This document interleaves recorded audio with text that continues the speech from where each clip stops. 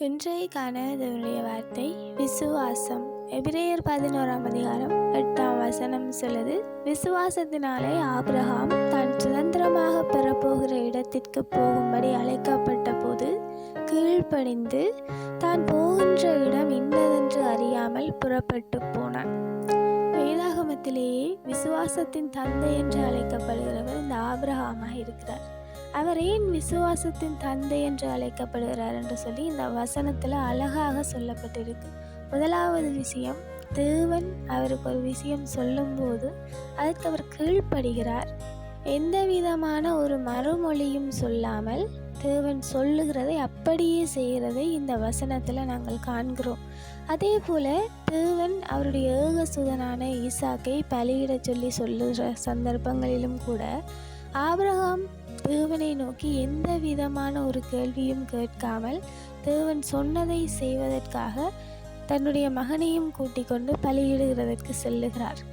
எது விதமான தடையும் சொல்லாமல் எல்லாவற்றிற்கும் கீழ்ப்படுகிறதான ஒரு மனிதனை நாங்கள் பார்க்கிறோம். அப்படித்தான் ஆபிரகாம் இந்த இடத்திலும் தேவன் அவரை ஒரு இடத்திற்கு போகும்படி சொல்லுகிறார். அதற்கு ஆபிரகாம் கீழ்ப்படிந்து தான் போகின்ற இடம் என்னவென்று அறியாமல் அவர் புறப்பட்டு போகிறார்.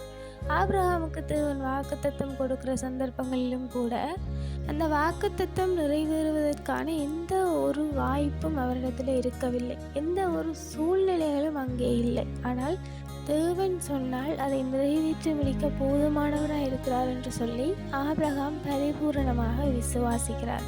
இந்த வசனத்தில் சொன்னது போல தேவன் ஒரு காரியத்தை சொல்லுகிறார் என்றாலோ அல்லது தரிசனமோ அல்லது ஏதாகிலும் ஒரு வெளிப்பாடுகளோ தேவன் எங்களுடைய வாழ்க்கையில தரும் பொழுது எங்களுக்கு அது நிறைவேறுவதற்கான எந்த ஒரு வாய்ப்போ சூழ்நிலைகளோ இல்லாத சந்தர்ப்பத்திலும் கூட நாங்கள் அதற்கு கீழ்ப்படிந்து இந்த ஆபிரகாம் தான் போகிற இடம் இன்னதென்று அறியாமல் புறப்பட்டு போனது போல எங்களுடைய வாழ்க்கையில் தேவன் சொல்லுகிறது நிச்சயமாக நிறைவேறும் என்று சொல்லி நாங்கள் முழுமையாக விசுவாசிக்க வேண்டும்.